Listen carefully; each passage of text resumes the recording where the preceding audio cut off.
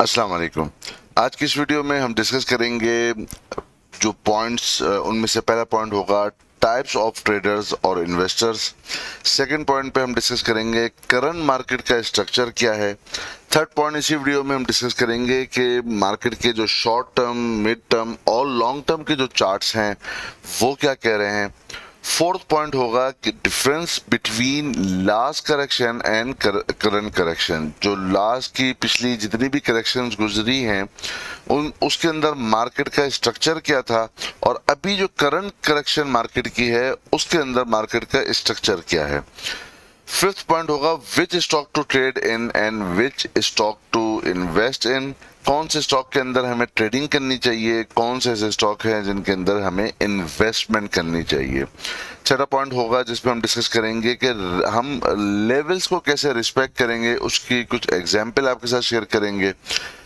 एक और जो लास्ट पॉइंट है वो जो एमएससीआई की ने जो डाउनग्रेड कर दिए है पाकिस्तान स्टॉक एक्सचेंज को इमर्जिंग मार्केट से फ्रंटियर मार्केट की तरफ, ये इसका क्या इम्पैक्ट आएगा, एक हल्का सा उसको हम टच करेंगे इस पॉइंट को। बट इसके लिए एक अलग से इंशाल्लाह कोशिश मैं करूंगा कि एक डेडिकेटेड वीडियो बनाई जाए जिसके अंदर पूरा आपको स्टैटिस्टिक्स बताई जाए, डेटा बताया जाए। चूंकि डेटा बोलता है कि हम अगर इमर्जिंग मार्केट के अंदर होंगे तो उसका क्या बेनिफिट होता है या क्या नुकसान होता है, और अगर हमें डाउनग्रेड कर दिया गया है इमर्जिंग मार्केट से पाकिस्तान स्टॉक एक्सचेंज को फ्रंटियर मार्केट की तरफ, तो क्या ये लॉन्ग टर्म या मिड टर्म के लिए कोई बेनिफिशियल है, इसकी वजह से इसकी इम्प्लीकेशंस क्या होंगी। इसके हवाले से इंशाल्लाह कोशिश की जाएगी कि एक अलग से डेडिकेटेड वीडियो आप दोस्तों के साथ शेयर की जाए। तो जो सबसे पहला पॉइंट है हमारा types of traders and investors, उसको थोड़ा सा इस पॉइंट को समझ लेते हैं ताकि आगे जब हम बात करेंगे मार्केट के करंट स्ट्रक्चर पर तो आप दोस्तों को समझना आसान हो जाए कि हमें किस तरीके से ट्रेडिंग करनी चाहिए या इन्वेस्टमेंट करनी चाहिए। बेसिकली जो टाइप्स ऑफ ट्रेडर्स और इन्वेस्टर हैं, तीन तरह के लोग मार्केट में काम करते हैं। एक होते हैं जिन्हें हम इंट्राडे या शॉर्ट टर्म ट्रेडर्स कहते हैं, वो डेली बेसिस के अंदर ट्रेडिंग कर रहे होते हैं। यानी डेली बेसिस पे देखते हैं कि स्टॉक ऊपर जाएगा तो हम ऊपर जाने वाला है तो हम बाय कर लें, नीचे आने वाला है तो शॉर्ट कर दें। जो एक दो दिन तीन दिन की ट्रेडिंग कर रहे होते हैं, इस तरह के बहुत सारे मार्केट के अंदर प्लेयर्स मौजूद होते हैं जो इंट्राडे और शॉर्ट टर्म की ट्रेडिंग करते हैं। दूसरी तरह के जो ट्रेडर और इन्वेस्टर होते हैं वो कहलाते हैं जो स्विंग ट्रेडर्स होते हैं। स्विंग ट्रेडर क्या होता है कि वो जब मार्केट जाहिर है जिगजैग करके मूव करती है तो वो जो स्विंग होते हैं कि उन्होंने एक यहाँ पर एक चीज बाय की और अपने एक लेवल पे सर्टेन लेवल पे आकर अपना प्रॉफिट बुक कर लिया, चाहे वो लेवल एक हफ्ते में आए, 10 दिन में आए या एक महीने में आए, वो एक बीच के मार्केट के एक स्विंग को पकड़ते हैं। वो इंट्राडे ट्रेड नहीं करते कि उन्होंने सिर्फ एक दिन या दो दिन की ट्रेड कर रहे हो या शॉर्ट टर्म ट्रेड कर रहे हो, बल्कि वो लेवल पर अपनी एंट्री बनाते हैं और लेवल पर ही जाकर एग्जिट करते हैं, फिर बजाय चाहे वो स्टॉक फिर ऊपर ही क्यों ना चला जाए। तीसरी तरह का जो मार्केट के अंदर प्लेयर होता है वो होता है इन्वेस्टर। इन्वेस्टर क्या करता है कि वो वेट करता है कि मार्केट टूटे और उसे कुछ स्टॉक जो ऊपर जा रहे हों और एक अपना पीक बनाए, और जब वो टूट के नीचे की तरफ आए तो वो किसी नीचे के लेवल के ऊपर अपना माल जो है वो एक्यूमुलेट करे, यानी वो चीज गिरते हुए बाय करे। और उसका जो विजन होता है वो विजन ये नहीं होता कि बस बीच में एक स्विंग पकड़े या एक दिन दो दिन की ट्रेडिंग करे, बल्कि उसका विजन और हॉरिजॉन थोड़ा बड़ा होता है कि वो 6 महीने, 8 महीने या एक साल तक की, मैक्सिमम 2 साल तक की भी मार्केट के अंदर अपनी होल्डिंग बनाए रखे स्टॉक के अंदर, एक सर्टेन लेवल के ऊपर एंट्री करे जबकि स्टॉक गिर जाए, और फिर जब वो एक बहुत अच्छी रैली आगे ले ले और एक अच्छा तगड़ा कैपिटल गेन हमें दे दे तो जब जाकर मार्केट में या तो वो इन्वेस्टर अपना प्रॉफिट बुक करता है या वो होल्डिंग ही रखता है जब तक के पूरा उस स्टॉक का स्ट्रक्चर वीक ना हो जाए और स्टॉक गिरने की तरफ या एक बड़े लंबे टाइम के लिए उसे लगे कि अब ये स्टॉक नीचे ही की तरफ जाएगा और इसकी चाल अब ऊपर की तरफ नहीं है। ये तीन तरह की जो मार्केट के अंदर तीन तरह के जो प्लेयर्स हैं उस पर हमने अभी डिस्कस कर लिया। आगे जब हम मार्केट के स्ट्रक्चर की तरफ जाएंगे तो ये बात आप दोस्तों को समझ में आनी चाहिए और फिर हम इसी पॉइंट के ऊपर डिस्कस करेंगे कि हमें किन स्टॉक के अंदर अपनी पोजीशन रखनी चाहिए। तो पहला पॉइंट हमने डिस्कस कर लिया है कि तीन तरह के मार्केट के अंदर प्लेयर्स होते हैं और जो इंटरडे या शॉर्ट टर्म ट्रेड करते हैं, दूसरा जो स्विंग ट्रेड लेते हैं और तीसरा जो इन्वेस्टर होते हैं। अब हम आ जाते हैं करंट मार्केट के स्ट्रक्चर और जो थर्ड पॉइंट था कि शॉर्ट टर्म, मिड टर्म और लॉन्ग टर्म के जो चार्ट्स हैं वो हमें क्या बता रहे हैं। सबसे पहले हम स्टार्ट करते हैं आवरली बेसिस के चार्ट की तरफ और देखते हैं कि जो शॉर्ट टर्म के जो चार्ट हैं वो हमें क्या बात बता रहे हैं। शॉर्ट चार्ट अगर अभी आप देखें तो जिस तरह हमने अपनी लास्ट वीडियो के अंदर डिस्कशन की थी कि ये एक आवरली बेसिस के ऊपर एक हेड एंड शोल्डर का पैटर्न हमें बनता हुआ नजर आ रहा है, जिसके अंदर हमने डिस्कस किया था कि बेसिकली इसकी दो नेक लाइन हो सकती है। एक नेकलाइन तो यही लेवल था जो कि 46,850 का था। मार्केट ने उसे ब्रेक किया 7 सितंबर को। 8 सितंबर को मार्केट ने वापस इसी नेकलाइन को टेस्ट किया और वहां पर हमने सेलिंग देखी। फिर बट लेटरली जो लास्ट के 2-3 सेशन थे उसके अंदर हमने देखा कि मार्केट अच्छे जो है ना मार्केट ने गेन लिया। 46,300 के राउंड में मार्केट ने जो बॉटम बनाया था 8 सितंबर को, मार्केट ने 10 सितंबर को जाकर ये 47,200 तक का अपना एक टॉप बनाया इस वीक का। अगर हम आवरली बेसिस के ऊपर बात करें तो आवरली बेसिस के अंदर जो ये एक नेक लाइन चली हुई आ रही है, मार्केट ने अब जाकर उसे टेस्ट किया है। जो ये जो टेस्टिंग हुई है और एक जो आवरली बेसिस की एक ट्रेंड लाइन की रेजिस्टेंस बनी हुई आ रही थी, जुम्मे की नमाज के बाद मार्केट ने न सिर्फ उसे ब्रेक किया बल्कि ऊपर जाकर की क्लोजिंग दी है। ये हो गई अभी आवरली बेसिस की बात। अब हम आ जाते हैं डेली बेसिस के ऊपर और देखते हैं कि डेली बेसिस के जो चार्ट हैं वो क्या कह रहे हैं।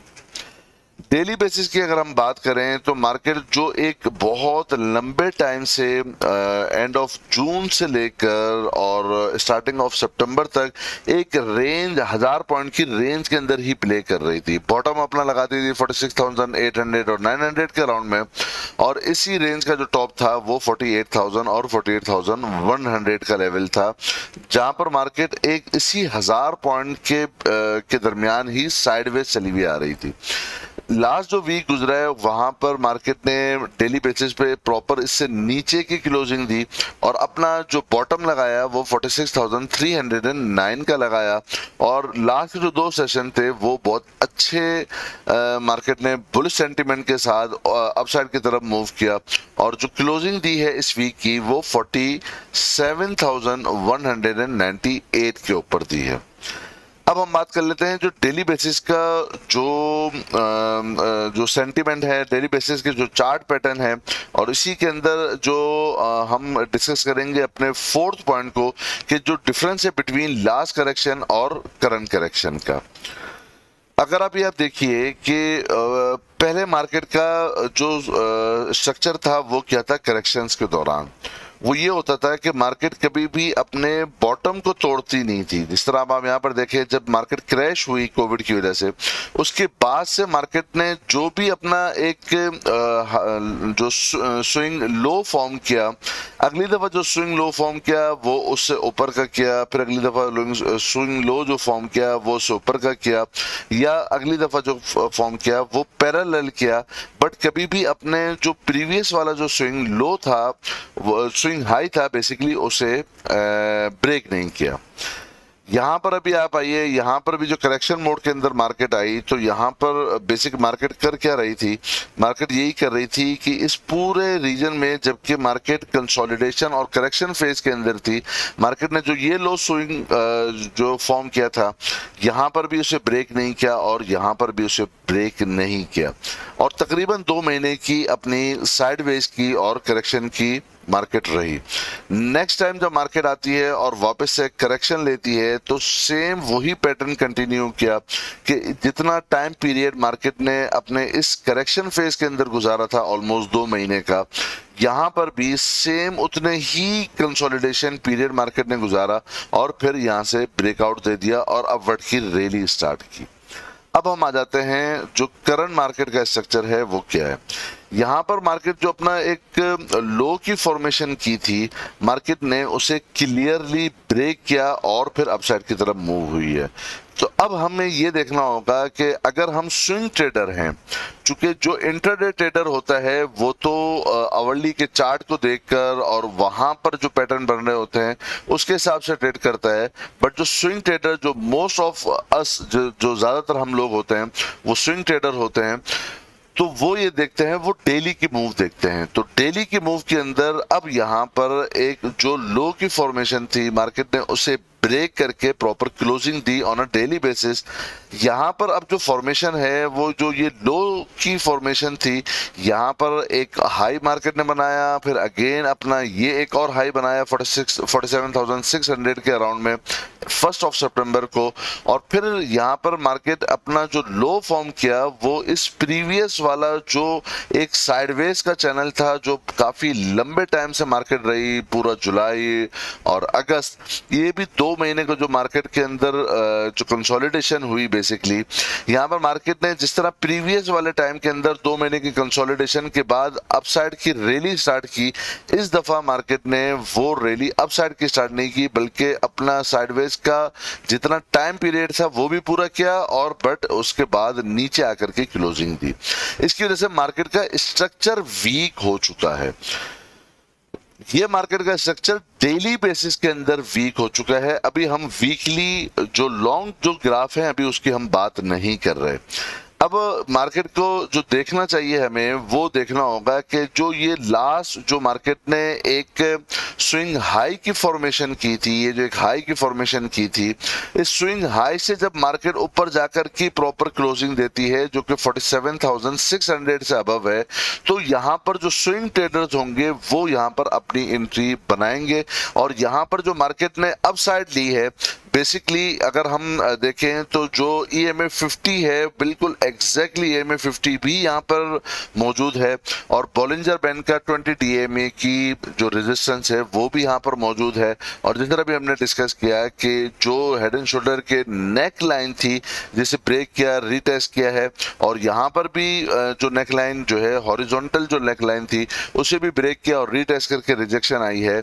तो जब तक के मार्केट अपने इस राइट शोल्डर जो कि 47,600 से के ऊपर मौजूद है, जब तक के इसे प्रॉपरली ब्रेक नहीं करती, मार्केट का स्ट्रक्चर अभी भी उस वक्त तक वीक रहेगा। यस, जब मार्केट अपना इस हाई को तोड़ देगी तो जो ये हेड एंड शोल्डर की पैटर्न की फॉर्मेशन जिसकी जो टारगेट नीचे का निकल कर आता है वो अप्रोक्सीमेटली 45,800 और 45,600 के अराउंड में है, ये फिर जब उस वक्त जाकर इनवैलिडेट होता है, चूंकि उस वक्त जाकर ये जो चार्ट पैटर्न बना था वो वैलिड नहीं रहेगा। जब यहाँ से ब्रेक डाउन के बाद राइट शोल्डर का हाई ब्रेक हो जाता है।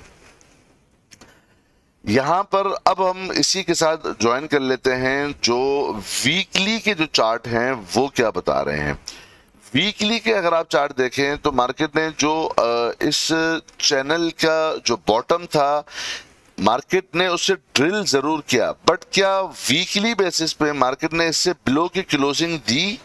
तो आप देख रहे हैं कि मार्केट ने इसकी वीकली बेसिस पे जो क्लोजिंग दी है वो इससे नीचे की नहीं दी है, बल्कि वीकली बेसिस पे मार्केट ने वापस से हैमर की फॉर्मेशन बनाई है। जो लॉन्ग ग्राफ हैं वो अभी भी पॉजिटिव हैं। वीकली के चार्ट बेसिकली आपको दोस्तों को बताया था, जो वीकली के अंदर जो डाइवर्जेंसेस आई थी डिफरेंट इंडिकेटर्स के ऊपर, हम प्रीवियस वीडियोस के अंदर वो डिस्कस कर चुके हैं। चूंकि वीकली की डाइवर्जेंसेस इतनी जल्दी डाइल्यूट नहीं होती, डेली की डाइवर्जेंसेस जल्दी डाइल्यूट हो जाती हैं, बट चूंकि यहाँ पर चार्ट में वीकली की डाइवर्जेंसेस आई हुई हैं तो वो जल्दी डाइल्यूट नहीं होंगी, वो टाइम टेकिंग होंगी, वो टाइम किलिंग होंगी, वो जल्दी खत्म नहीं होंगी। चूंकि वीकली की डाइवर्जेंसेस बेरिश डाइवर्जेंसेस हैं तो वो ज्यादा लंबे टाइम के लिए मार्केट साइडवेज रह के गुजार सकती है। अब ये एक बात आती है कि मार्केट चल क्यों नहीं रही, मार्केट क्यों ऊपर की तरफ नहीं जा रही, क्या मार्केट बेरिश हो गई है, क्या मार्केट के अब हमने जो टॉप लगाना था, जो यहाँ पर टॉप लगा है, क्या वो टॉप ही बन चुका है और अब मार्केट अब ऊपर नहीं जाएगी। थोड़ा सा 2-3 पॉइंट में इसको हम समझ लेते हैं।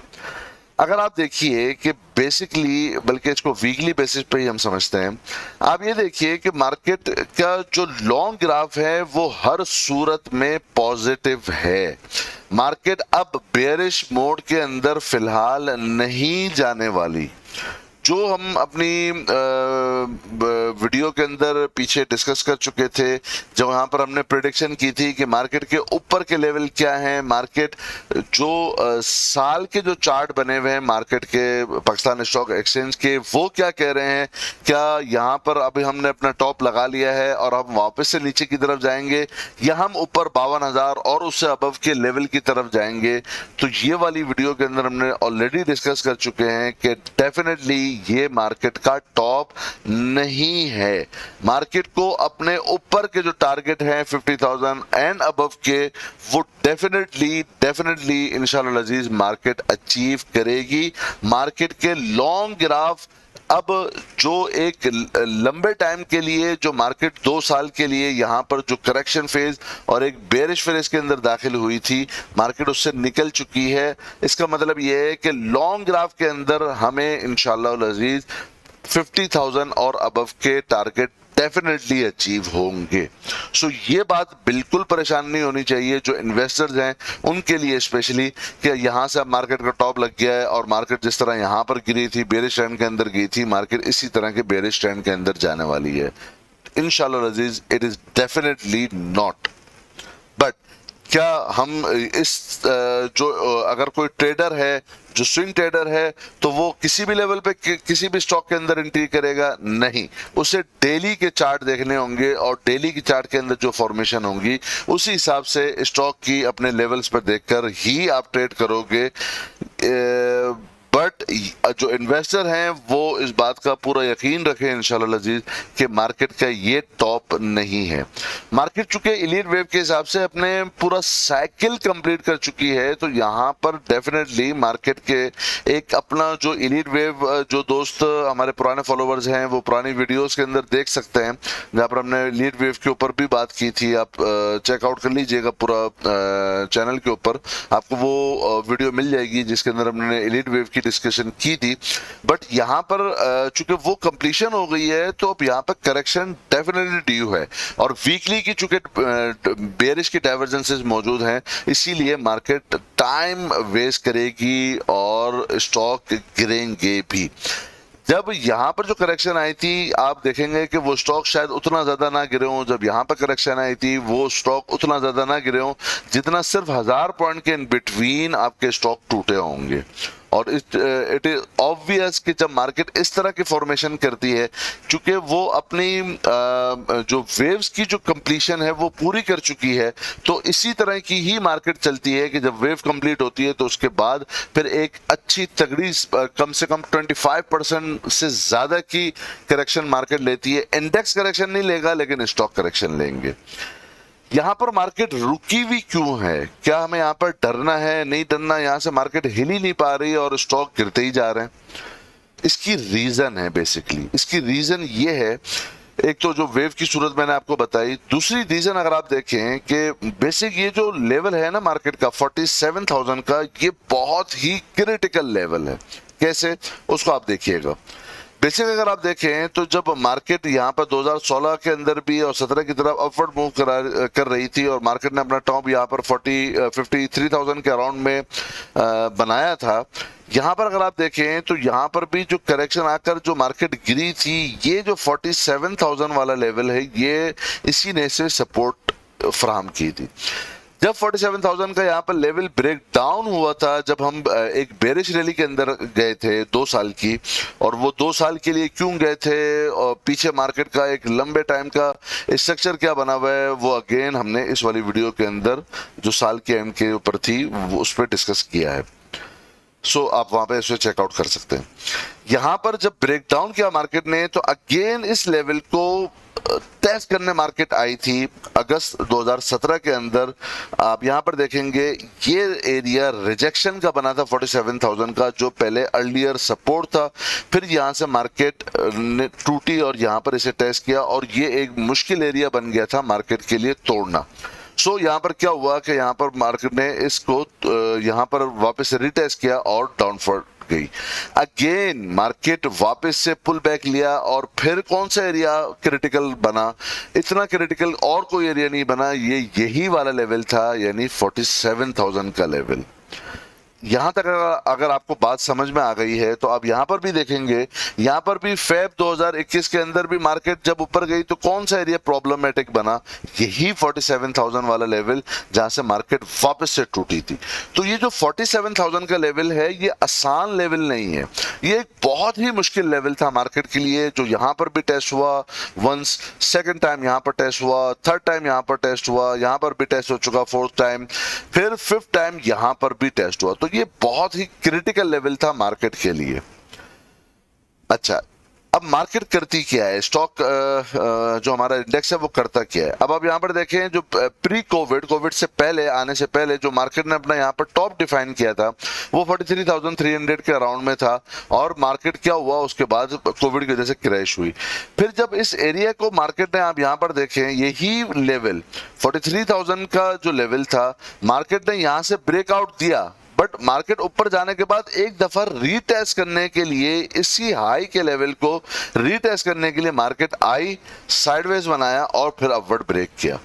चूंकि अब यहां पर जो करंट मार्केट है अगर आप देखें तो यहां पर प्रॉपर जो क्लोजिंग है 4 जून के स्टार्टिंग का जो वीक की जो क्लोजिंग थी, ये प्रॉपर क्लोजिंग मार्केट ने ऑन अ वीकली बेसिस इस 47,000 के एरिया से ऊपर दी। और आप अभी भी देखिए ये जितनी भी कंसोलिडेशन हो रही है ये 47,000 के लेवल के पास ही हो रही है। तो मार्केट कर क्या रही है, सेम स्ट्रक्चर है। जब एक रेजिस्टेंस ब्रेक होती है, चूंकि जितनी हार्ड रेजिस्टेंस होगी मार्केट उस एरिया को उतना मजबूत करेगी। ये एक छोटी रेजिस्टेंस थी, पहले इतनी मल्टीपल टाइम ये रेजिस्टेंस टेस्ट नहीं हुई थी, वंस और 2 टाइम हुई थी, बट ये एरिया इतना मुश्किल एरिया नहीं था, मार्केट ऊपर ही की तरफ जा रही थी। जब यहां से ब्रेक मार्केट ने नीचे की तरफ गई तो वापस से सपोर्ट कौन से एरिया को बनाया, एग्जैक्टली यही हाई वाला लेवल, ये वाला हाई वाला लेवल, ये वाला हाई वाला लेवल, एग्जैक्टली इसी लेवल पर आकर मार्केट ने क्या किया, यहां पर अपनी सपोर्ट आइडेंटिफाई की और टाइम स्पेंड किया और फिर अपवर्ड रैली बनाई। चूंकि ये 47,000 का एरिया बहुत प्रॉब्लमेटिक है, जो बहुत ही क्रूशियल लेवल था, मार्केट उससे 5 दफा टेस्ट कर चुकी थी इससे पहले इससे ऊपर क्लोजिंग नहीं दे पाई थी। यहां पर क्लोजिंग देने के बाद मार्केट इसको अपना बेस कंफर्म करना चाह रही है। जब तक के वीकली बेसिस पे ये प्रॉपर इससे नीचे की क्लोजिंग नहीं होती, हम डाउन ट्रेंड में नहीं है। और ये रीजन मैंने आपको बताया कि क्यों मार्केट इतना लंबा टाइम स्पेंड कर रही है, चूंकि एक हार्ड रेजिस्टेंस ब्रेक हुई है। जब कोई छोटी रेजिस्टेंस ब्रेक होती है मार्केट छोटा सा पुल बैक लेती है, यानी डाउन की तरफ जाती है और फिर अपवर्ड रैली, फिर नीचे की तरफ डाउन आती है, फिर अपवर्ड रैली, फिर नीचे की तरफ डाउन आती है, फिर अपवर्ड रैली। बट यहां पर मार्केट चूंकि वीकली की डाइवर्जेंसेस मौजूद हैं और एक बहुत बड़ा मार्केट गेन ले चुकी है, कहां 27,000 और कहां 48,000। 47,000 का लेवल, 49,000 का यहाँ पर टॉप भी लगा है। तो चूंकि एक बहुत बड़ा गेन मार्केट ले चुकी है और बहुत सारे स्टॉक, आपको नहीं पता कि ऐसे ऐसे स्टॉक जो 20-20 रुपए पे कोई नहीं लेता था, 150-150 रुपए के ऊपर मौजूद है।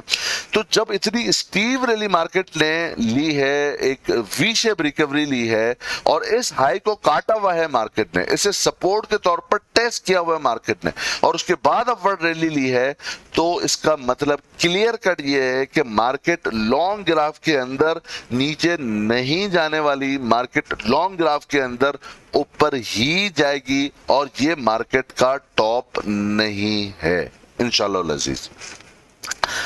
अनटिल अनलेस, जब तक के हम प्रॉपर की क्लोजिंग यहां पर 42,800 से बिलो नहीं दे देते, जब तक हम इससे ऊपर मौजूद है, जितनी भी गिरावट होगी ये करेक्शन फेज होगा। ये डाउनफॉल, जिस तरह मार्केट टूटकर 50,000 से 53,000 से टूटकर 27,000 पे पहुंच गई थी, ऐसी मार्केट नहीं जाने वाली।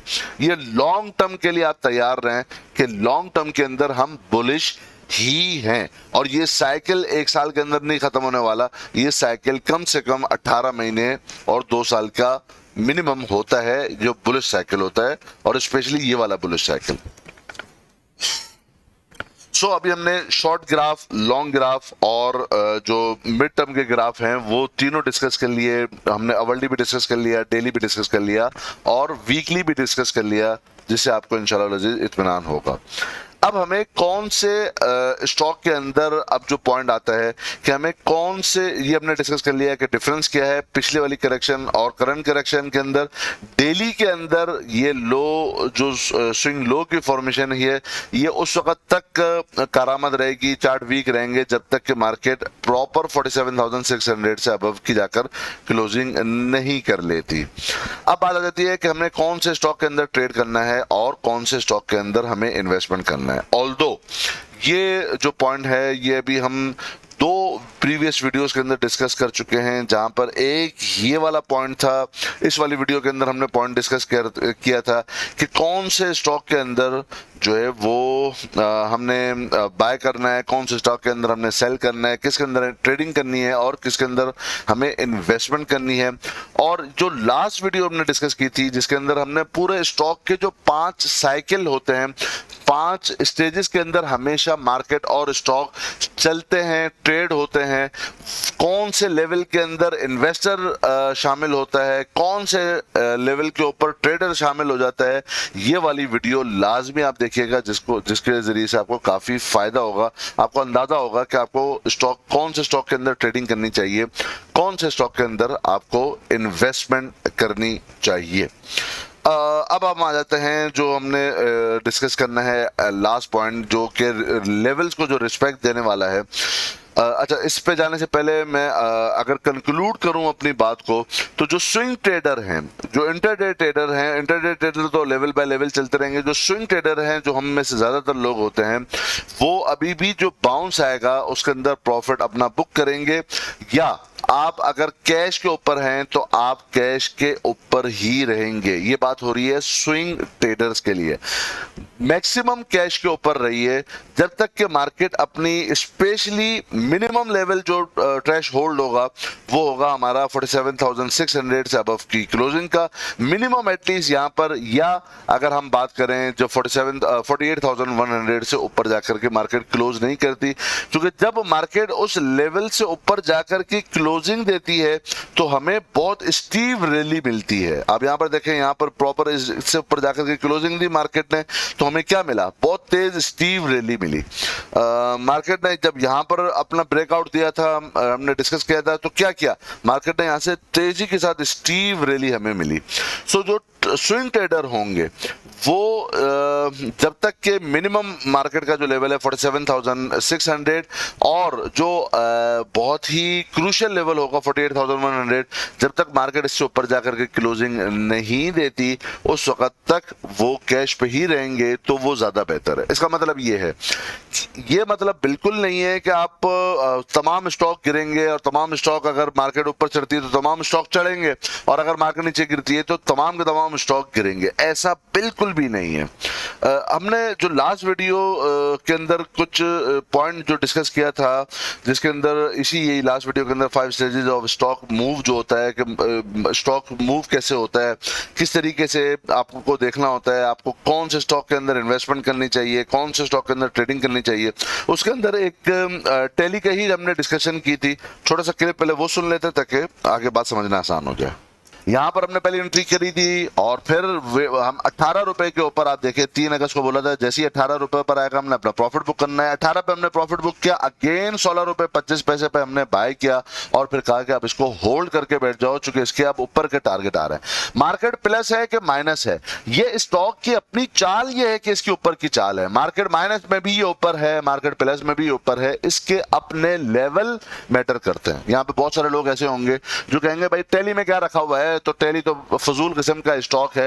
ये वही लोग होंगे जो आपको पहले टीआरजी का भी बोल लेते हैं ये तो बकवास स्टॉक है, इसके अंदर क्या रखा हुआ है, ये ऊपर क्यों जा रहा है पता नहीं, ये तो लॉस के अंदर है।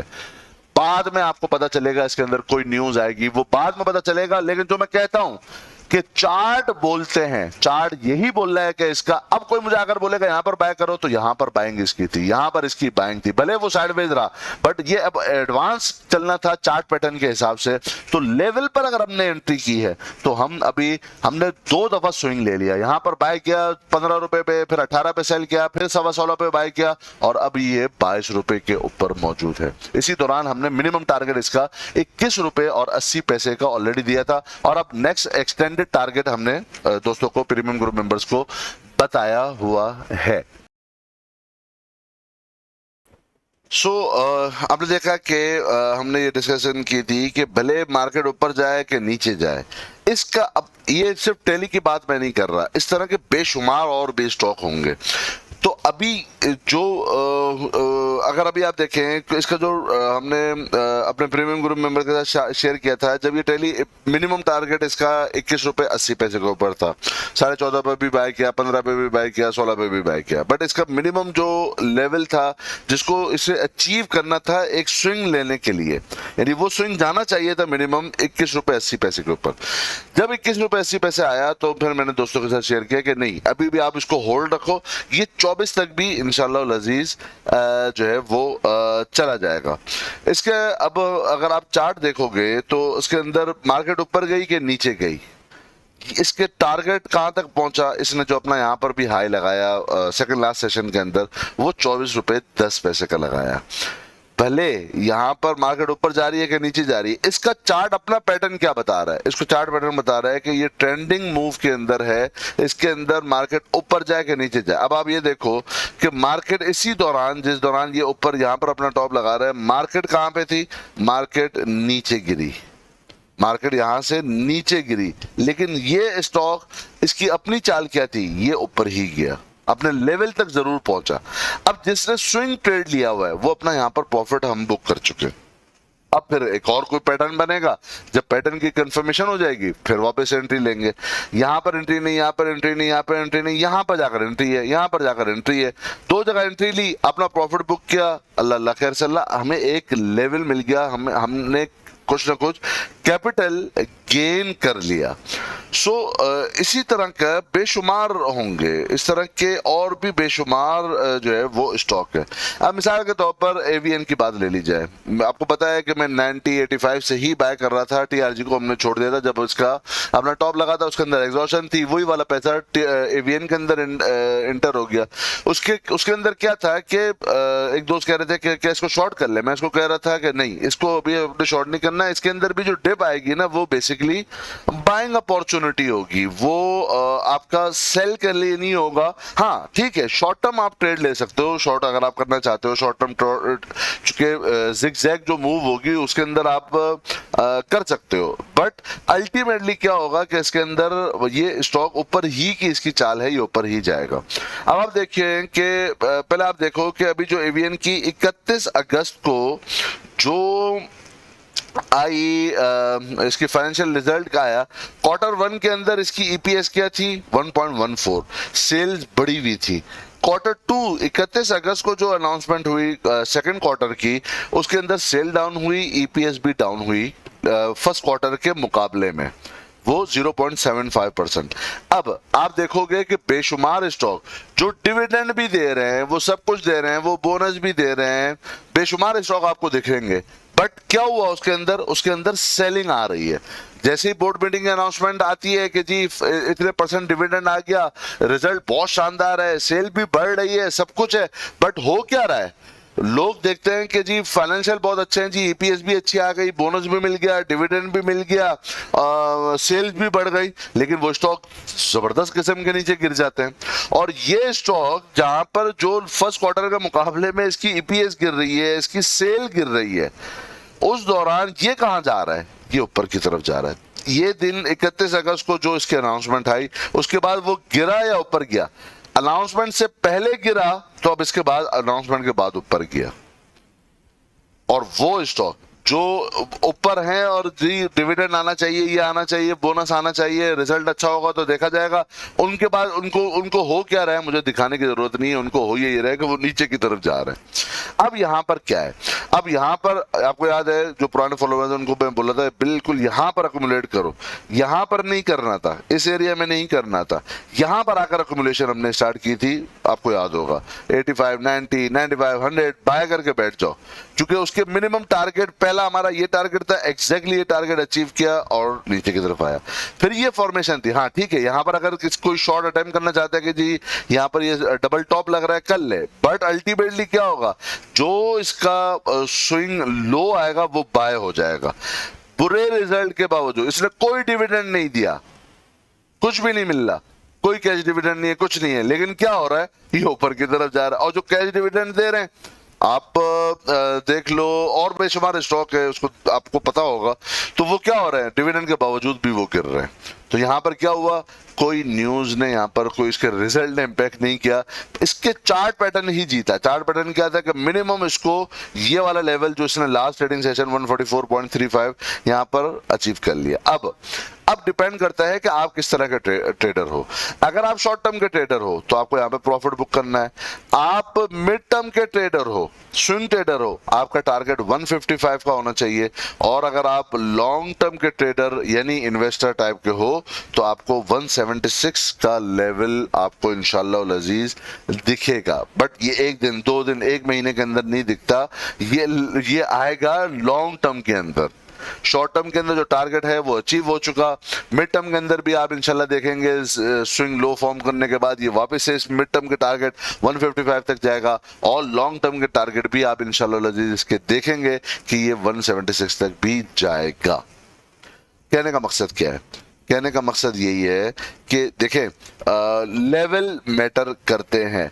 इसी दौरान जबकि ये 2 सितंबर के बाद ऊपर जा रहा है, एवीएन 2 सितंबर के बाद ये ऊपर जा रहा है, इसी दौरान इंडेक्स कहां जा रहा है?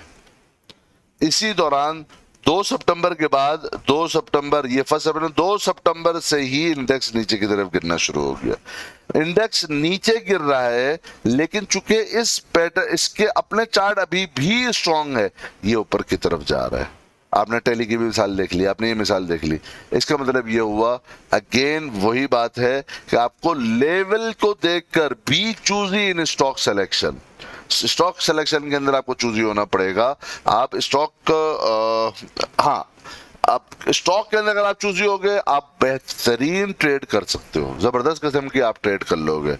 अब बात ये आती है कि क्या हमें इन्वेस्टमेंट करनी चाहिए कि ट्रेडिंग करनी चाहिए? It is very much obvious कि जो स्टॉक अभी इन्वेस्टमेंट जोन के अंदर इंटर हो चुके हैं, वो कौन से स्टॉक हैं जो इन्वेस्टमेंट जोन के अंदर इंटर हो चुके हैं, इसका आप टाइटल अगर देखेंगे इस वीडियो का, तो वो अब आने वाले हैं इन्वेस्टमेंट वाले जो स्टॉक हैं। Main board stock bearish divergences near to an end, कि आप देखेंगे कि अब ये ऐसे स्टॉक जो मेन बोर्ड के आइटम होंगे, पैसा अब आहिस्ता आहिस्ता वहां पर शिफ्ट होना शुरू होगा। यानी वो करेक्शन चूंकि 20%, 25% से अबव की ले चुके हैं, तो जो इन्वेस्टमेंट अभी आएगी वो मेन बोर्ड के आइटम में आएगी। वो मेन बोर्ड से मुराद मेरी क्या है? मेन बोर्ड से मुराद आपको पता है, जो ऐसे स्टॉक जिसकी वजह से मार्केट मूव होती है, जिसकी वेटेज ज्यादा है मार्केट में, पीएसओ हो गया, आपको जो हैवी वेटेज स्टॉक है आप वो देखोगे, सीमेंट के बेशुमार स्टॉक है और भी स्टॉक है, बैंकिंग सेक्टर के ऐसे स्टॉक स्टॉक है, तो उनके अंदर जाकर अब इन्वेस्टमेंट शुरू होगी।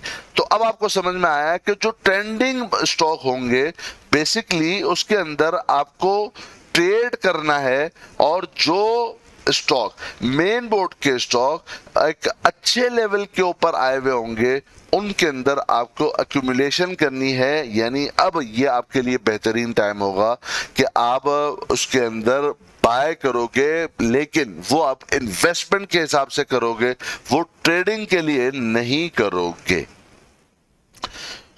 ये आपको होपफुली जो पॉइंट है वो मेरा समझ में आ गया होगा।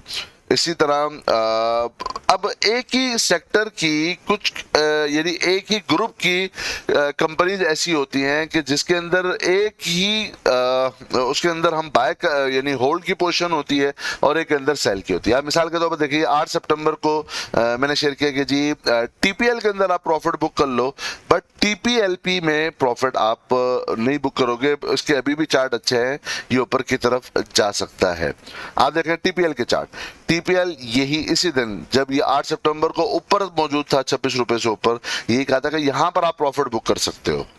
तो उसके बाद क्या हुआ, ये नीचे की तरफ आया, ठीक है, चूंकि यहां पर हमें ये स्विंग मिल सकता है। हाँ, अब इसके लेवल आएंगे बाय के, बिल्कुल आएंगे बाय के लेवल, बट क्या हुआ कि ये यहां पर आपने देखा 2 सितंबर के 8 सितंबर के बाद ये लास्ट डे इसने लोअर लॉक को भी हिट किया, बट सेम टाइम यहां पर टीपीएलपी के चार्ट क्या है, ये 2 सितंबर 8 सितंबर के बाद भी इस दिन भी अपर लॉक, इस दिन भी अपर लॉक, अभी भी 9 सितंबर को भी इसने 3% गेन किया। आपको रेड कैंडल दिख रही है बट गैप अप ओपनिंग है, यहां पर भी इसने 1.5% फिर गेन किया।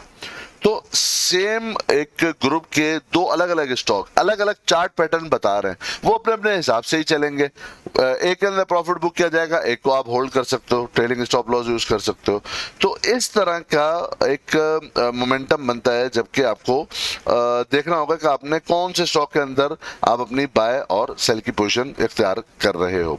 मिसाल के तौर पर आप देखिए 12 अगस्त को सबसे पहले ईपीसीएल और बक्सल के मैंने दोस्तों के साथ शेयर किया था। ये तो 1 जुलाई की कॉल थी इनके अंदर, ईपीसीएल और बक्सल की 47 के अंदर ईपीसीएल बाय किया जाए। बक्सल आपको पता है अच्छा खासा गेन ले चुके हैं। इसके बाद जो दूसरा हमने डिस्कस किया था मारी, अब मारी के अंदर का मैंने बताया था कि ये अभी आप 1490 के पास मौजूद है, यहाँ पर आप बाय कर सकते हो। 1470 का आपने स्टॉप लॉस लेना है, और इसके चार्ट अब ऐसे बन रहे हैं कि ये इन्वेस्टमेंट के हिसाब से आपने बाय करके रख लेना है।